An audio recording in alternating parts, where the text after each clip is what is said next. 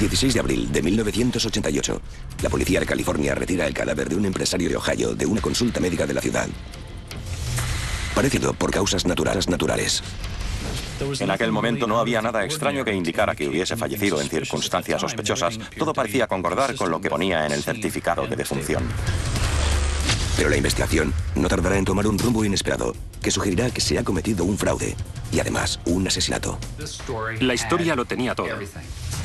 Cuando pensábamos que la cosa no podía ir a más, justo pasaba algo que aumentaba la gravedad del caso. El asesino lo planeó todo a conciencia para que no le descubrieran. Hay quien dice que fue un crimen casi perfecto. Informe criminal. La estafa casi perfecta. Columbus, Ohio, es una ciudad del medio oeste de los Estados Unidos. En 1986, Melvin Eugene Hanson, de 44 años, también conocido como Jim Hanson, y John Hawkins, de 24, acaban de llegar a la ciudad. Aunque son buenos amigos, además de socios, tienen un carácter totalmente opuesto. A Jim le gustaba mucho más estar solo. Estaba en el negocio de venta al por menor y había trabajado durante un tiempo para algunos centros comerciales del sur del país como vendedor de zapatos. No se hablaba con su familia. Jim era homosexual y al parecer cuando sus padres se enteraron de su condición no se lo tomaron demasiado bien, por lo que estuvieron muchos años sin hablarse. Al contrario que Jim, el joven Hawkins no es tímido ni reservado, sino seductor y extrovertido. John Hawkins tenía un carácter muy interesante. Era dinámico, atractivo y carismático. Y por eso no solo gustaba a las mujeres, sino que todo el mundo disfrutaba de su compañía.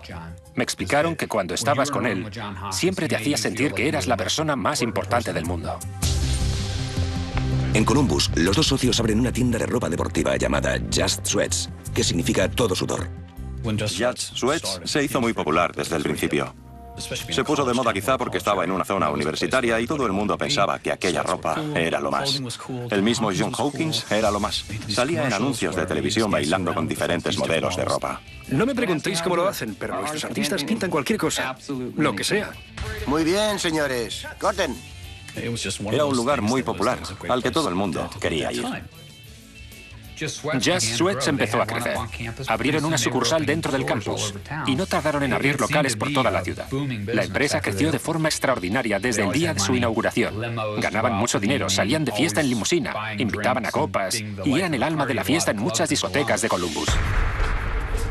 Pero a finales de 1987, en la cima del éxito, Jim Hanson dice a sus empleados de Just Sweats que tiene problemas cardíacos. Deja el negocio en manos de su socio, John Hawkins, y emprende un largo viaje hacia su California natal. Le dijo a todo el mundo que estaba enfermo y que iba a morir. Unos meses después, sucede algo terrible. En Glendale, California, el número de emergencias recibe una llamada del conocido doctor Richard Box. Llama para informar del estado de su paciente, Jim Hanson. Cuando el doctor Box llamó al 911 para pedir asistencia, parecía como si el pánico se hubiese apoderado de él. Dijo que tenía un paciente al que le estaba dando un infarto y que necesitaba urgentemente que le enviaran una ambulancia a la consulta. Era una clínica bastante grande en la que nunca había nadie a esas horas de la mañana. Era sábado por la mañana y cuando llegó la ambulancia, apareció Box por la puerta trasera y, respirando muy agitado, acompañó a los enfermeros por las escaleras hasta su consulta. El paciente estaba estirado en el suelo. Tenía los pies sobre un cojín y no respiraba. Parecía que ya estaba muerto, pero aún así, el doctor Box insistió en que intentaran salvarlo, por lo que probaron a reanimarle con el desfibrilador. Sin embargo, nada pudo salvarle la vida. De acuerdo con el procedimiento habitual, tras una llamada al 911, dos agentes de policía también se personan en el lugar. El Dr. Box les asegura que el incidente ha empezado hace unas horas con una repentina llamada de madrugada. Box dijo que el señor Hanson le había llamado por unas molestias en el pecho y que él lo había citado en su consulta para examinarlo. El médico dijo que cuando Hanson llegó a la consulta de madrugada, lo acompañó a la sala de reconocimiento para empezar la exploración. Entonces le tomó el pulso y le auscultó el corazón. El doctor Box explica que dejó un momento la sala para ir a buscar algo. Y de pronto oyó el ruido de un golpe que venía de la sala de reconocimiento. Cuando volvió a la sala, encontró a Melvin Hanson y parecía inconsciente. Dijo que Hanson se desplomó en el suelo y murió, a pesar de que trató de reanimarlo con un masaje cardíaco. Aunque el Dr. Box les muestra un archivo en el que consta que Jim Hanson tenía un largo historial de problemas cardíacos, los agentes sospechan de su versión de los hechos. Pensaron que no era normal que un médico en su sano juicio le dijera al paciente que describía un dolor fuerte en el pecho, que fuera a su consulta para que lo examinara, en lugar de mandarlo al hospital más cercano, sabiendo que tenía un largo historial de problemas cardíacos. También les extraña que el médico declare que trató de llamar al teléfono de emergencias y que no le atendieron, y que por eso la ambulancia no llegó a tiempo. El Dr. Box dijo que trató de llamar varias veces al 911. Penny estaba ocupada, cosa que podría haber sido verdad en otro momento, pero aquel sábado por la mañana hubo muy pocas llamadas. En menos de una hora, Craig Harvey, del Departamento de Medicina Forense de Los Ángeles, y un fotógrafo de la policía llegan para fotografiar y examinar el cuerpo. Cuando llegué a la escena del crimen, mi primera impresión fue que se trataba de una muerte natural. El fallecido era el paciente de aquel doctor y además tenía un largo historial médico. Había un archivo en el que constaban sus visitas médicas más recientes. Lo único que me extrañó un poco fue que el rigor mortis ya estaba bastante avanzado, cosa que me pareció un tanto prematura. Aunque como era un tipo de complexión más bien delgada, pensé que sería normal. Y no le di más importancia. En la ropa del difunto encuentran una billetera que contiene escasos documentos. En el interior de la cartera no había más que algunas tarjetas de crédito con el nombre de Melvin Eugene Hanson y una fotografía de un certificado de nacimiento de Ohio. No había ni un carné de conducir, ni ningún otro documento de identidad de los que normalmente la gente suele llevar en la cartera. Trasladan el cadáver al laboratorio forense de Los Ángeles, donde le toman las huellas dactilares y lo preparan para la autopsia. El forense encontró algo de tejido graso en el corazón, cosa que parecía confirmar la posibilidad de que Hanson hubiese fallecido tras sufrir un infarto. No había signos superficiales que indicaran que lo habían apuñalado o que le hubiesen disparado o matado de una manera u otra. No detectaron nada extraño. La causa de la muerte es oficialmente una cardíaca o una inflamación del miocardio. Teníamos un cadáver y a un doctor que nos enseñaba un expediente médico que indicaba que el difunto tenía un largo historial de enfermedades cardíacas. Por eso el forense la catalogó enseguida como una muerte natural.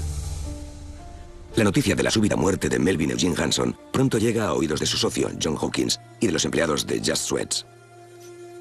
John se encontraba en Columbus cuando le informaron de que Jean había fallecido. Dio la noticia a los empleados que trabajaban para él en el Just Sweats. Estos se entristecieron por la muerte de Jean.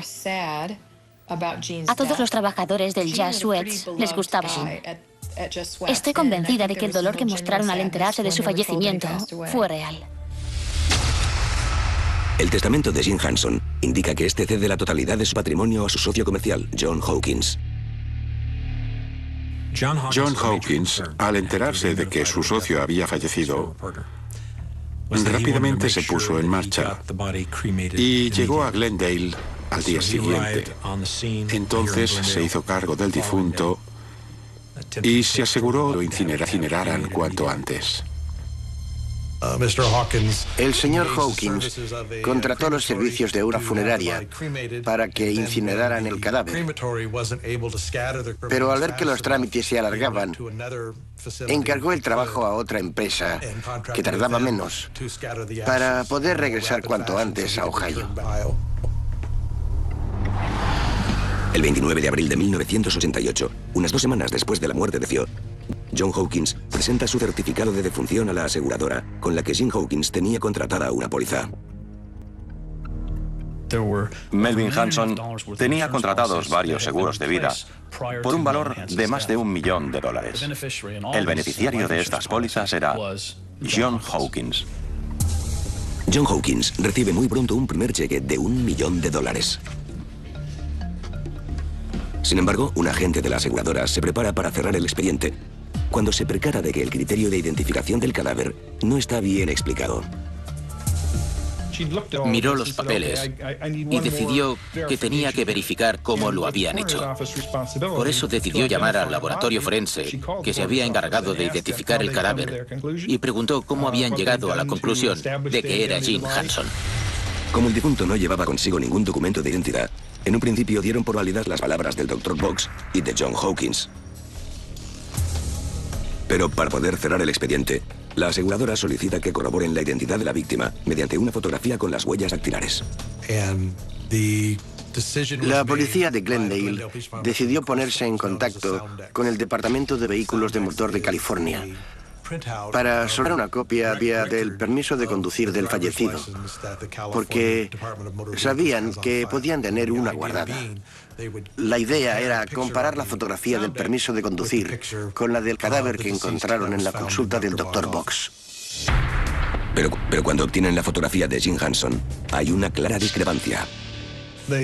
Al cabo, nos enviaron las fotos, pero parecían pertenecer a un hombre de 40 años o más, con la barba y el cabello canoso. Sin embargo, la fotografía del difunto mostraba a un hombre con el pelo de un color más bien rojizo, mucho más joven que el de la otra foto, y con el pelo largo. Para mayor seguridad, solicitan las huellas dactilares de Jim Hanson y las comparan con las huellas que obtuvieron del cuerpo encontrado en la consulta del Dr. Box. Estas tampoco concuerdan. Conscientes de que el fallecimiento de Jim Hanson ha resultado ser un engaño, desde la empresa aseguradora intentan anular el pago del cheque del seguro de vida de $1 millón, pero descubren que John Hawkins lo hizo efectivo en cuanto lo recibió y es imposible de recuperar. La última vez que alguien vio a John Hawkins fue cuando este abandonaba Columbus con una bolsa en la que guardaba $1 millón en efectivo.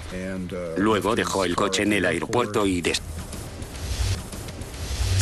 Lo que a simple vista parecía una muerte natural se ha convertido en algo mucho más siniestro.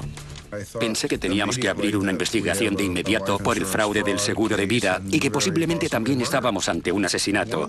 Uno de los problemas que teníamos era que sabíamos que el difunto no era Melvin Hanson, ya que las huellas no coincidían.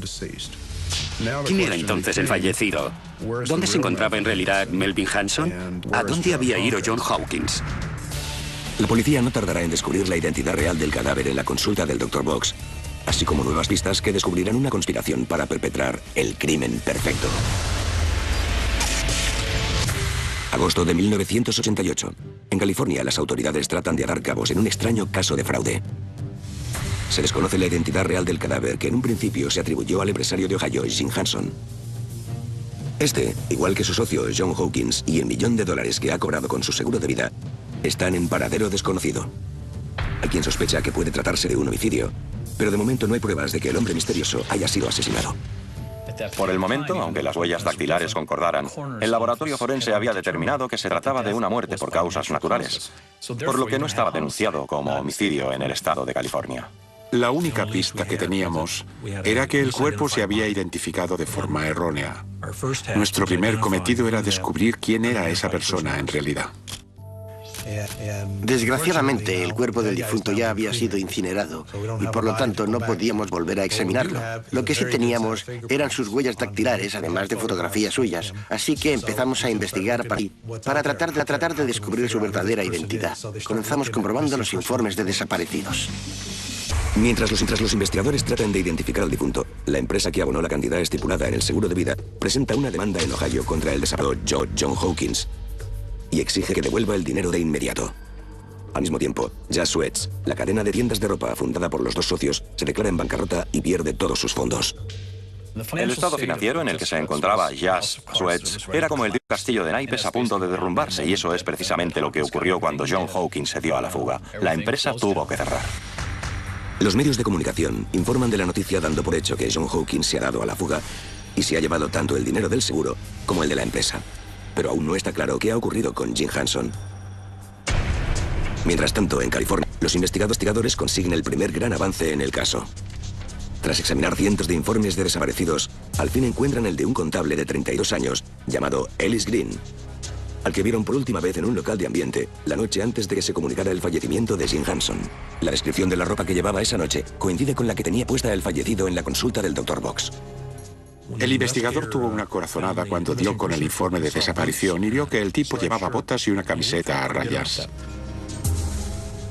Luego, enseñaron a los familiares y amigos de Ellis Green las fotos del hombre tendido en el suelo que sacaron en la consulta del Dr. Box el día del incidente.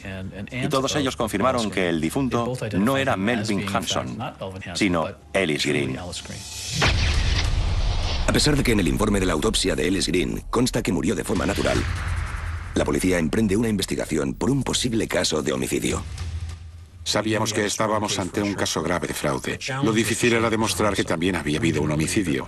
No creíamos que Ellis Green, a su temprana edad, hubiese muerto de un infarto. Cuando piden explicaciones al Dr. Box por el hecho de que el cuerpo que identificó como Jim Hanson es en realidad otro hombre, el neurólogo dice ser inocente y afirma que a él también le han engañado. El Dr. Box dijo que el hombre que murió en su consulta era la persona que siempre había conocido como Jim Hanson. Alegaba que él también había sido víctima de que la muerte había sido del todo natural y que por su parte hizo todo lo que pudo por reanimar al paciente, aunque desgraciadamente no logró salvarle la vida. Pero la policía sospecha que el Dr. Box sabe más de lo que parece. Descubren que está en apuros económicos, así que habría tenido motivos para participar en la estafa. En muchos sentidos, bajo una actitud aparentemente profesional, parece estar llevando una doble vida. La policía descubre que para llegar a fin de mes, fabrica y distribuye drogas de diseño en su propia consulta. El doctor Richard Box era un médico muy respetado de Glendale, California. Estaba casado y tenía hijos. Pero en un momento de su vida, abandonó a su familia para aceptar su homosexualidad y empezar una nueva vida. Al mismo tiempo, su trabajo empezó a decaer hasta que se encontró en apuro. Sabemos que su situación financiera era bastante desesperada y que llegó un momento en que no podía hacer frente a sus facturas. Estaba claro que muchas de sus actividades eran del todo inapropiadas.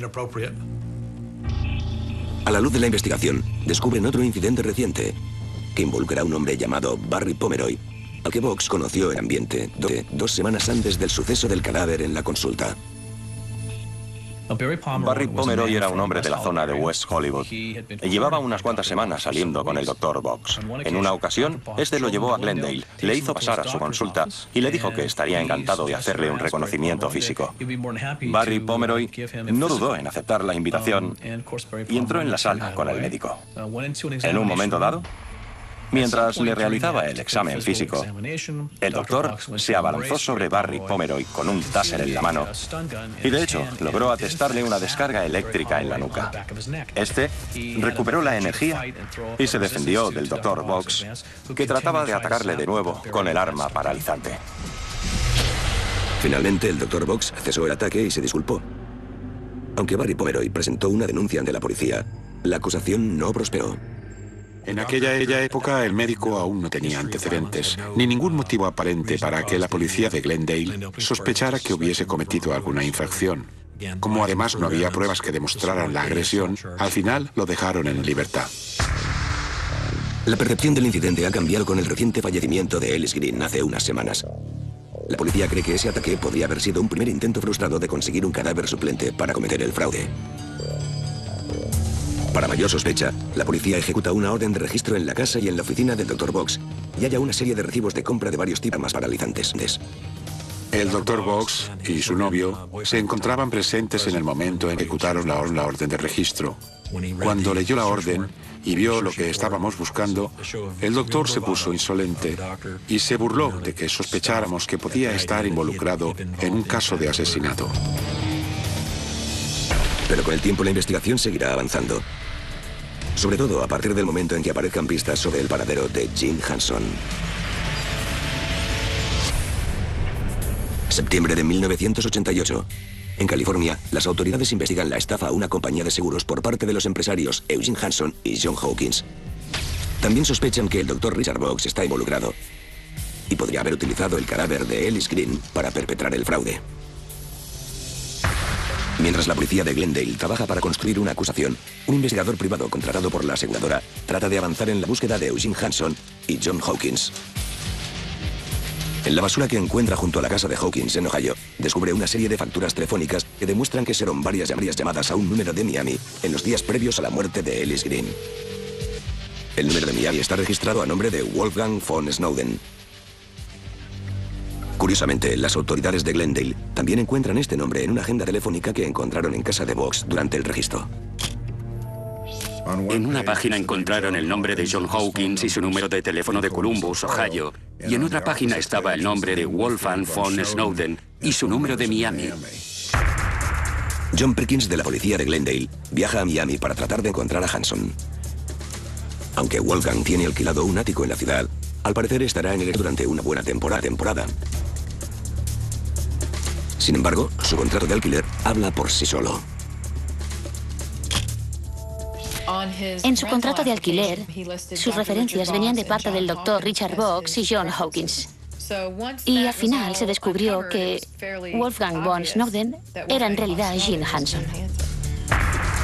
Descubren que el número de seguridad social de Wolfgang von Snowden y el del desaparecido Eugene Hanson solo tienen un número de diferencia y que tienen la misma fecha de nacimiento. Cuando le enseñé a la gente de la inmobiliaria la foto del hombre al que conocíamos como Melvin Hanson, este lo identificó como Wolfgang von Snowden. Todo parece indicar que Gene Hanson ha estado viviendo en Miami durante los últimos meses, haciéndose pasar por extranjero. Gene se inventó el personaje de Wolfgang von Snowden, un inmigrante alemán, y se mudó a Miami, donde hay una importante comunidad alemana. Sin embargo, sus conocidos de Florida sospechaban de él, porque no sabía hablar alemán. El agente inmobiliario que alquiló el ático a von Snowden también le dice a John Perkins que le proporcionó a su cliente el nombre de un cirujano plástico de la ciudad. Según el cirujano plástico, le realizó una reconstrucción facial a Wolfgang von Snowden. Le operó los ojos para que pareciera más joven y creo que le quitó las patas de gallo. El operado también con sus médicos y podría realizarle una operación para cambiar sus huellas dactilares, y este le dijo que no. Estos avances en la investigación lo confirman que Gene Hanson sigue vivo, sino que además podría haber participado de forma activa en la estafa a la aseguradora y en el posible asesinato. Estaba claro que se trataba de una conspiración realizada para poder estafar al seguro, que el caso era mucho más grave de lo que nos habíamos imaginado y que los tres hombres estaban involucrados. No eran empresarios, sino estafadores. Y probablemente no abrieron Lara con la intención de hacer dinero con ella, sino como tapadera para perpetrar sus estafas. Mientras la policía anda en busca de los dos socios estafadores, también trata de conseguir más elementos que respalden la acusación contra el tercer sospechoso, el Dr. Richard Box. Es la primera vez que el cuerpo de Ellis Green pertenecía a Gene Hanson. Tiene su inocencia. La policía cree que participó activamente en la muerte de Green y que falsificó varios documentos médicos. El historial de problemas cardíacos fue primordial para que los forenses declarasen que murió de forma natural. Varios de nosotros comprobamos el expediente médico y coincidimos en que era falso, pero en realidad representaba el largo historial de problemas cardíacos que tenía el señor Hanson. Había notas, visitas, electrocardiogramas y todo lo que contendría el archivo real de un paciente con problemas de corazón. Pero la cuestión era, ¿cómo podíamos demostrar que un expediente clínico tan bien elaborado era falso y se había creado solo para engañar a los forenses? Analizan con detenimiento los 3 electrocardiogramas que contiene el expediente. Visité a distintos médicos especialistas en CIA para que miraran los electrocardiogramas y me dijeran si con ellos podían saber si el paciente era propenso a sufrir un infarto o si había algún elemento que indicara que tenía algún tipo de problema de salud. Todos ellos me dijeron que no, que era muy difícil saber si había algo que estuviese fuera de lo normal y que tan solo podían decirme que podría ser que la persona sufriese de taquicardia sinusal, es decir, que el corazón le latía un poco más rápido de lo normal. Poco más pudimos sacar en claro, así que fue bastante frustrante. John Perkins está convencido de que la historia clínica es fraudulenta, pero no puede demostrarlo. Con la esperanza de hallar algo que los médicos hayan pasado por alto, repasa el archivo una noche en la oficina. Sacó los 3 electrocardiogramas, que en teoría reflejaban 3 exámenes del señor Hanson, realizados en 3 ocasiones distintas a lo largo de unos cuantos años. Entonces, cogió las 3 hojas y se fijó en que los bordes no eran uniformes y que el médico las había arrancado de algún lugar. Entonces, se percató de que las hojas encajaban entre sí, lo cual indicaba que no se trataba de 3 pruebas realizadas en fechas distintas, sino que habían sido impresas una tras otra y que Box las había separado manualmente y las había fechado de forma fraudulenta. Este descubrimiento fue crucial para la investigación, ya que demostraba que Box había falsificado el historial médico y que lo había usado para engañar a los forenses. Los electrocardiogramas revelan la participación del Dr. Box en el fraude de la aseguradora. Ahora los agentes deben encontrar una manera de demostrar que Ellis Green fue asesinado, aunque ya no tengan la posibilidad de analizar su cuerpo. Octubre de 1988. La policía de California está en busca de los empresarios Melvin Eugene Hanson y John Hawkins, que han estafado a la compañía de seguros fingiendo la muerte de Hanson. El tercer sospechoso es el Dr. Richard Box, de quien la policía cree que participó de forma activa en el asesinato de un contable llamado Ellis Green para utilizar su cuerpo en la estafa. Las autoridades conocen el alias y el número de teléfono que estuvo usando Jim Hanson en Miami durante el mes previo a su supuesto fallecimiento, y empiezan a buscar pruebas documentales de la conspiración entre los 3 hombres. Recopilamos una lista con las llamadas telefónicas entre los 3 individuos, tanto de la zona de Glendale como de Columbus y Miami. Las introdujimos en una base de datos y luego vimos para empezar a atar cabos. Revisamos más de 10.000 llamadas realizadas en aquella época para saber más acerca de la conspiración. Como sospechaban, el número de llamadas entre los 3 hombres se multiplica en los días cercanos a las fechas de los sucesos más relevantes del caso, como el día del ataque fallido del Dr. Box a Barry Pomeroy. En los registros de las llamadas, pudimos ver que había un patrón que se repetía. Había llamadas realizadas la noche en que Box encontró a Barry Pomeroy en el bar. Luego había otras justo antes de que el Dr. Box se lo llevara hasta su consulta, y también poco después del intento de asesinato de Barry Pomeroy. Tan solo con mirar la lista, me podía imaginar a los 3 hombres, Hanson, Hawkins y Box, hablando sobre la operación. Fue una conspiración muy bien coordinada, que los 3 participantes supieron mantener en secreto, ya que ninguno de ellos llamó a terceras personas. Solo se llamaban entre ellos. El patrón de llamadas se hizo aún más evidente cuando asesinaron a Ellis Green. Además, una llamada que consta en la cuenta de la tarjeta de crédito del Dr. Box se realizó desde un bar a tan solo 2 calles del lugar en el que Ellis Green fue visto por última vez la noche de su desaparición. También llama la atención una breve llamada que John Hawkins realizó desde Ohio a un número desconocido de Glendale, la misma mañana en la que Ellis Green apareció muerto. No sabíamos a quién pertenecía el número de Glendale, pero lo comprobamos y descubrimos que se trataba del número de un hotel de la ciudad. Así que los investigadores se presentaron en el lugar y descubrieron que, al mismo tiempo que la ambulancia se dirigía a la consulta del Dr. Box, el señor Hanson entraba en el hotel y se registraba con su nombre falso, Eugene von Snowden. La llamada de teléfono de 1 minuto situaba al señor Hanson en Glendale en el momento del asesinato, en lugar de en Miami, donde en un principio creyeron que se encontraba. Entonces, elaboramos la teoría de que el Dr. Box y el señor Hanson fueron de bar en busca de alguien más o menos parecido al señor Hanson y conocieron al señor Green, que de algún modo lo atrajeron a la consulta y al final lo asesinaron. Los 2 estaban aquí en el momento del asesinato, y John Hawkins seguía en Ohio, esperándoles con una copia del testamento de Melvin Hanson. Los registros de vuelos confirman que Jim Hanson voló hacia Los Ángeles con su verdadero nombre un día antes de que fingieran su muerte y que volvió a Miami al día siguiente con el nombre de Wolfgang von Snowden. Lo tenían todo planeado, no solo para estafar al seguro, sino también para que nadie descubriese el asesinato. Aunque existen pruebas circunstanciales que demuestran que hubo una conspiración, hay algo que todavía no encaja.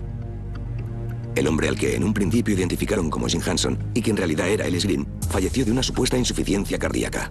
Lo que más nos traía de cabeza era que la muerte se catalogó de muerte natural. No se puede acusar a alguien de asesinato a menos que el forense te diga que la persona fallecida murió como resultado de un homicidio, es decir, a manos de otra persona. Necesitábamos que alguien refutase lo que decían los informes del forense de que había sido una muerte natural. Aunque el cuerpo fue incinerado, la policía tiene la esperanza de obtener una segunda opinión. Enseñan las fotografías y los tejidos que tenían guardados de la autopsia original al cardiólogo Michael Fishbein, un reconocido especialista en la materia. El doctor Fishbein lo miró todo y a los 2 minutos concluyó que esa persona no había muerto por una insuficiencia cardíaca. Lo difícil ahora sería convencer a los forenses. El doctor Fishbein nos proporcionó una serie de documentos y ejemplos para que viéramos su carditis coatis cuando el paciente ha fallecido. E incluso yo, que soy un completo ignorante en el tema, vi que aquello no tenía nada que ver con el caso de Green. Los forenses lo reconsideraron y al final cambiaron la causa de la muerte a indeterminada. Aunque el hecho de que la causa de la muerte sea indeterminada abre la posibilidad de que haya habido un homicidio, la policía espera poder concretarla un poco más. El doctor Michael Baden, otro especialista, también les ofrece su opinión. Tomamos muestras de todos los tejidos del cuerpo de Ellis Green que había preservados. Miró los electrocardiogramas, el informe del forense, el informe del médico, y cuando llegó a las fotos que tomaron del cuerpo sin vida de Ellis Green, se dio cuenta de que su aspecto era un tanto sospechoso. La piel de la cabeza tenía un tono de color azulado por causa de un fenómeno llamado cianosis. Eso indicaba que, justo antes de morir, Green había sufrido falta de oxígeno. Michael Baden llegó a la conclusión de que aquel hombre había muerto de asfixia. Aunque aún se desconoce el paradero de Jim Hanson y John Hawkins, la policía cree que ya dispone de pruebas suficientes para detener a los 3 sospechosos por tramar una conspiración para cometer un delito de fraude y un asesinato. Había 3 personas involucradas en el caso y todas ellas eran necesarias para llevar a cabo la operación. Melvin Hanson era la supuesta víctima, el miembro que tenía que morir. Hawkins era el cerebro de la operación y finalmente el Dr. Box fue el brazo ejecutor del asesinato. 29 de enero de 1989. De repente, en Texas, el caso da un giro inesperado. En el aeropuerto de Dallas, los agentes de aduana divisan a un hombre sospechoso que desembarca de un avión procedente de Acapulco. Los agentes de inmigración lo miraron y pensaron que tenía pinta de traficante de drogas. Así que lo retuvieron y empezaron a comprobar todas sus pertenencias, entre las que había $14,000 en metálico que no había declarado. Pero lo que de verdad hizo sonar las alarmas fue que tenía 16 documentos de identidad distintos, entre los que se encontraba el de la víctima de asesinato, Ellis Henry Green, y además llevaba un libro de la biblioteca del condado de Dade, Florida, sobre cómo cambiar tu identidad. Cuando los agentes introducen en la base de datos los nombres de los documentos de identidad, entre los que se encuentra el de Wolfgang von Snowden, se dan cuenta de que el hombre al que acaban de detener es en realidad Melvin Jim Hanson. Me pareció algo realmente increíble que aquel hombre regresara del extranjero cargado de objetos tan sospechosos y que no se hubiese preparado mejor para entrar en el país sin que le descubrieran. La policía de Texas pone a Hanson en prisión preventiva y en Glendale, California, se apresuran a detener al Dr. Richard Box antes de que huya o destruya otras pruebas. Cuando trajeron al Dr. Box a comisaría, me senté frente a él y le informé de sus derechos. La verdad es que se mostró muy arrogante conmigo. Decía que él era médico y yo no, y que de lo que hablaba. El interrogatorio no iba a ninguna parte. Se negaba a responder a cualquier pregunta que le hiciésemos, así que al final tuvimos que abandonar sin conseguir que hablara. Hacen públicos los cargos contra los 3 hombres.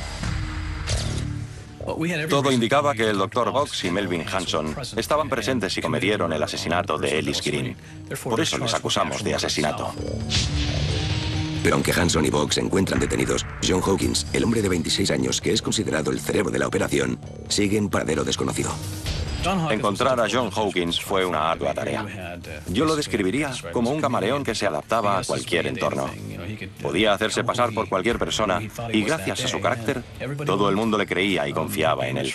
Tenía la habilidad de ganarse la confianza de cualquiera. Sabía cómo atraer a las mujeres y flirteaba cada día con una chica diferente.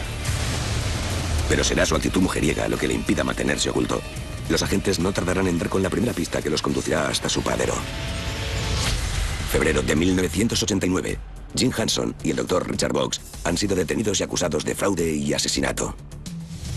Junto a un tercer sujeto llamado John Hawkins, que se encuentra en paradero desconocido, la policía alega que fingieron la muerte de Jim Hanson utilizando en su lugar el cuerpo de Ellis Green, un contable de Glendale, California, al que previamente asesinaron. Las noticias de los avances en el caso ocupan las portadas de los periódicos de todo el país. Mientras esperan la extradición de Jim Hanson a California, comienza el juicio al Dr. Box. Uno de los grandes interrogantes era, ¿hubo realmente un asesinato? Sus médicos aseguraban que la muerte había sido por causas naturales y los nuestros decían que lo habían asesinado, por lo que estuvimos en una batalla constante durante todo el proceso. En cualquier caso, la historia clínica falsificada por el Dr. Box supone una prueba fulminante. Según el testimonio de una secretaria de su propia consulta, el médico conocía desde hacía tiempo al verdadero Jim Hanson. El Dr. Box aseguraba que el hombre que falleció en su oficina era la única persona a quien él conocía como Jim Hanson. Pero la recepcionista no tenía ni idea de quién era aquel hombre. Identificó una fotografía del verdadero Jim Hanson, por lo que su testimonio fue crucial a la hora de desmontar la historia del médico. Gracias a ella pudimos revelar ante el juez todo el entramado de la operación y demostrar que los tres hombres habían actuado juntos. El 12 de julio de 1990, el Dr. Box es declarado culpable de todos los cargos y condenado a cadena perpetua sin posibilidad de libertad condicional. Mientras la fiscalía prepara la acusación para el juicio de Jim Hanson, continúa la búsqueda del tercer conspirador, John Hawkins. Salí 3 veces en un conocido programa de televisión para pedir a la población que nos ayudara a encontrar a John Hawkins. Aunque nos llamaron algunas personas que habían estado con él, no conseguimos ninguna información que nos indicara su paradero. En verano de 1991, cuando las televisiones europeas emiten un programa sobre el desaparecido Hawkins, la policía recibe una pista prometedora. Un hombre que llama desde Ámsterdam afirma conocer a John Hawkins, aunque el fugitivo ya no se identifica con ese nombre. Según él, Hawkins ahora se hace pasar por inglés y está de viaje por el Mediterráneo con su hijo. Le preocupaba mucho la seguridad de su hijo, que en esos momentos estaba viajando con Hawkins. Los dos hombres navegan a bordo de un catamarán y se dirigen a la isla de Cerdeña. Las autoridades contactan de inmediato con el Departamento de Investigación Penal de la Oficina de Inteligencia Naval de Cerdeña. No tardaron ni un día en encontrar el catamarán, que estaba amarrado en un pequeño embarcadero. También vieron a Hawkins saliendo de un coche estacionado en el aparcamiento del puerto y dirigiéndose a la embarcación, donde finalmente lo detuvieron.